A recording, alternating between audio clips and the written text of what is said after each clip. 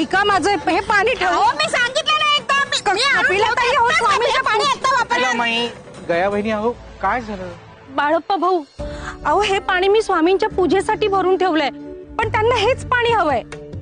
बाळप्पा भाऊ, अहो मीही गयातींना हेच सांगते की आता हे पाणी मी वापरते, मग नंतर कळशी भरून ठेवते मी. हा, पण ह्या ऐकत नाहीयेत ना. कपिलाताई, तुम्ही स्वामींना नेहमीच गृहीत धरता. अहो स्वतःची कर्म बदला, नाहीतर याचे परिणाम वाईट होतील. माझी कर्म आहेत ना, त्याचे परिणाम वाईट मलाच भोगावे लागतील ना. मग भोगेन मी कर्म, तुम्ही नका शिकवू मला.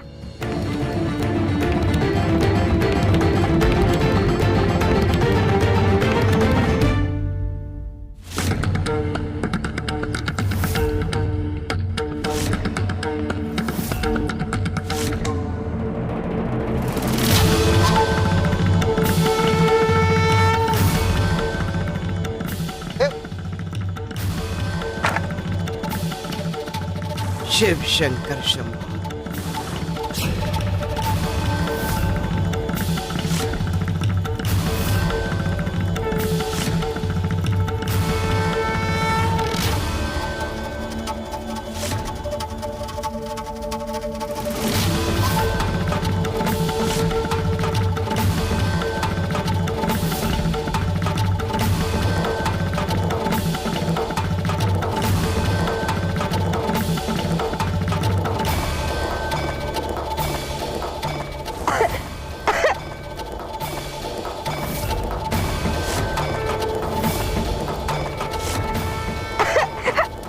स्वामी, हा सगळा त्रास मलाच का होतोय? कारण आम्हाला तुला धडा शिकवायचा आहे. कपिले, ज्याप्रमाणे आगीचा प्रकाश तुझ्यावर पडतोय त्याचप्रमाणे तो निघणारा काळा धुरी तुझ्या शरीरावर परिणाम करतो. तुमच्या आजूबाजूला जी व्यक्ती असते, जी लोक असतात, त्यांच्या कर्मांचा, कृत्याचा तुमच्यावर परिणाम होत असतो.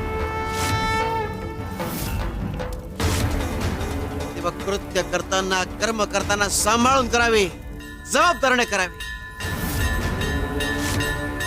याचाच एक दुसरा नियम. जसा इतरांच्या कृत्यांचा आणि चुकांचा तुमच्यावर परिणाम होतो, त्याचप्रमाणे एकमेकांच्या चुकांची भरपाई करता येते. अर्थात तुमची परीक्षा चुकत नाही, जशी ती सिद्धीलाही चुकणार नाही.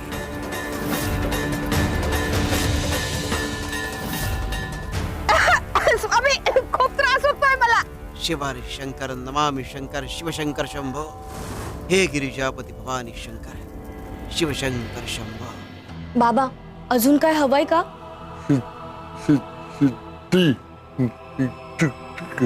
बाबा, काही बोलू नका, तुम्ही विश्रांती घ्या. मी गावात जाऊन वैद्यबुवांना घेऊन येते. बाबा, मी लगेच जाते आणि लगेच घेऊन येते.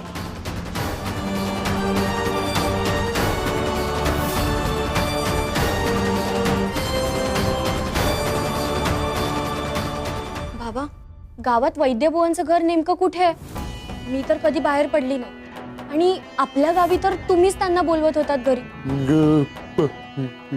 बाबा, काय बोलताय तुम्ही? मला खरंच काही कळत नाही. मी एक काम करते, मी गावात जाते आणि गावकऱ्यांना विचारते, ते नक्कीच सांगतील मला. माझी भाबडी लेक कधीही घराबाहेर पाऊल टाकलं नाही तिने. ती आता गावभर वैद्यांचं घर कसं शोधणार, कसं होईल हे तिच्याकडून.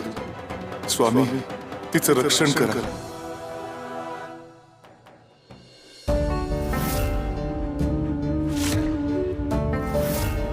बरं झालं तुम्ही आलात. मी आता गावातच येत होते. तुम्हाला वैद्यबुवांचं घर कुठे आहे माहिती आहे का? मीच वैद्य आहे, काही मदत हवी आहे का? माझे बाबा, ते आजारी येतो, बोलू शकत नाहीयेत, हातपाय सुद्धा हलत नाहीयेत त्यांचे. बघा ना जरा. बघतो मी.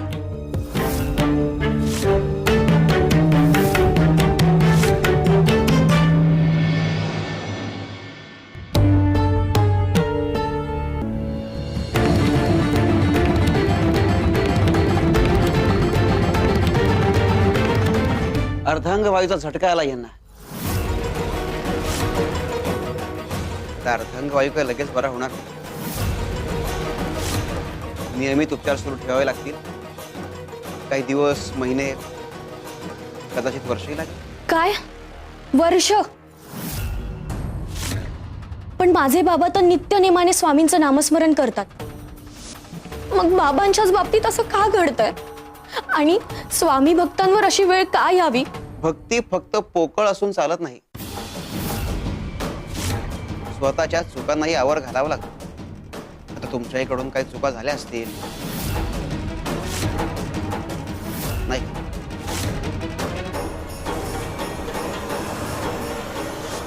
पोचायला हवं. रात्रही खूप होत चालली. स्वामींच्या कृपेने धनलाभ झालाय. लवकर पोचायला हवं. बापरे, काय गारवा आहे हा. हातपाय गोठतायत अगदी. लवकर गेलं पाहिजे घरी. हो महाशय, जरा थांबा.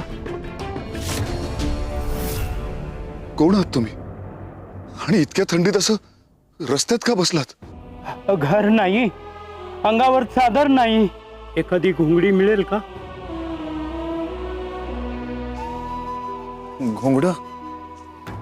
घोंगडं तर नाही आहे माझ्याकडे, पण मी घरी जाऊन घेऊन येईन.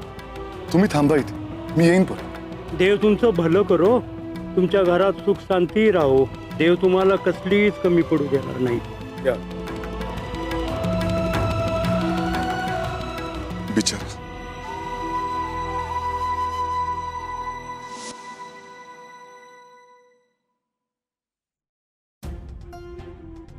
स्वामींची कृपा.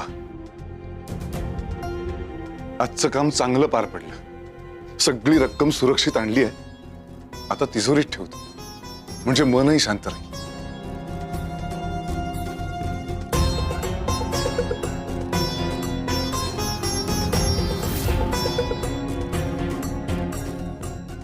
नाही, एकदम मोजूनच घेतो. कर्तव्यात चूक झाली तर स्वामी भक्तीत चूक ठरेल.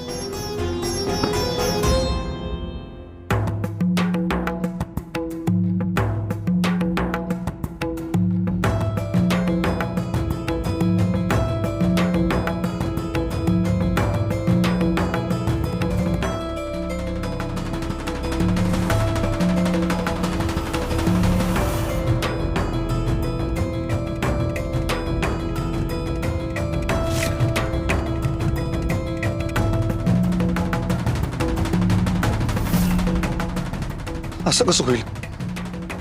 पैसे कमी कसे काय? पुन्हा मोजतो.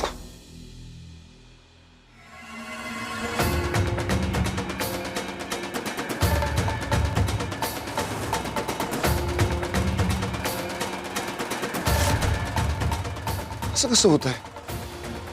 2 वेळा मोजले तरी पैसे कमी आहेत. आकडा जुळत नाहीये. एकदा शेवटचं मोजून बघतो.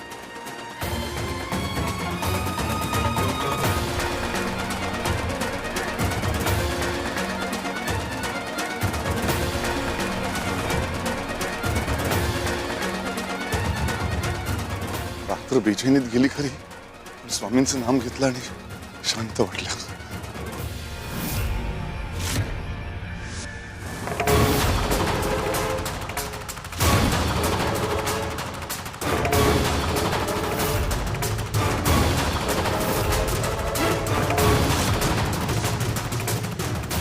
दादा, उठा की.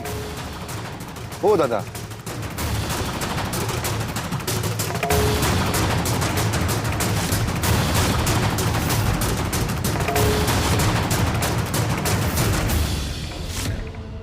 एखादी घोंगडी मिळेल का? घोंगडं तर नाही आहे माझ्याकडे, पण मी घरी जाऊन घेऊन येईन. तुम्ही थांबा इथे, मी येईन परत. देवा, तर मेला. थंडीने कुडकुडून गेला.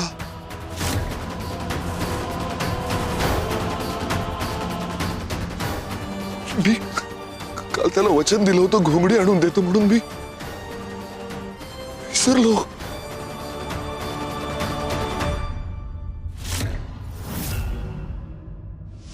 माझ्यामुळेच त्याचा मृत्यू झाला. तो बिचारा थंडीशी स्वतःच्या आत्मबलाने लढत होता, पण मी गेलो आणि त्याला आश्वासन दिलं की मी येतो. त्याने माझ्या शब्दांवर विश्वास ठेवला. माझ्या वचनावर जगण्याची आस धरली आणि मी विसरलो. तो परावलंबी झाला आणि निराशा त्याला सहन झाली नसणार. चुकलोच मी. त्यावेळी मोठी चूक झाली माझ्या हातून. आता चुकांची शिक्षा तर भोगावीच लागणार. वैद्य बुवा, अहो आता काय करायचं? बाबांना जर इथे ठेवलं ना तर त्यांची अवस्था अजून वाईट होईल हो. मला बाबांना घेऊन अक्कलकोटला जायचंय आणि स्वामींच्या चरणाशी जर त्यांना नेलं ना तर ते नक्की बरे होतील. अक्कलकोटतून 100-150 मैलावर आहे. ज्यांना आता या अवस्थेत तिथवर नेणं काही शक्य नाही. वैद्य बुवा, अक्कलकोट कितीही लांब असू देत, मी माझ्या बाबांना तिथे घेऊनच जाणार. कारण हे माझं कर्तव्य आहे आणि मला विश्वास आहे आम्ही जर स्वामींच्या चरणी गेलो ना तर माझे बाबा नक्की बरे होतील. बाबा, तुम्ही काळजी करू नका, मी तुम्हाला अक्कलकोटला घेऊन जाईन.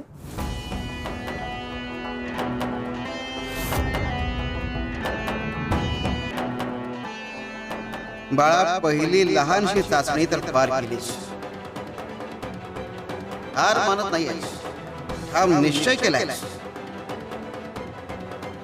पण तुझ्या निश्चयाला आव्हान मिळत राहणार सिद्धी.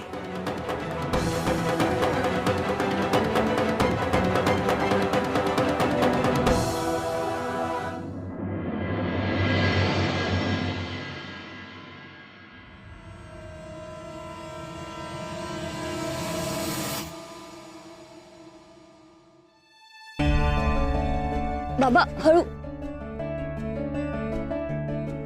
विश्रांती घ्या.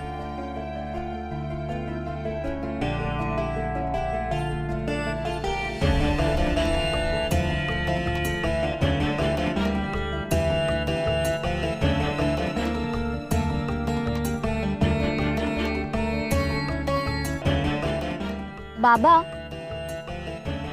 इथून अक्कलकोट किती दूर असेल?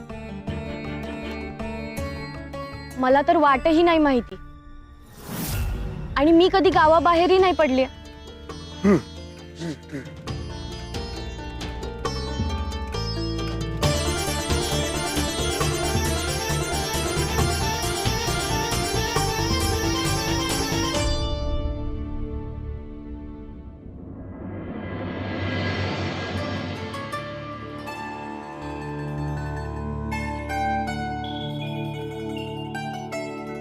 स्वामी, ही चाफ्याची सोन्याची फुलं आपल्याला अर्पण करतो.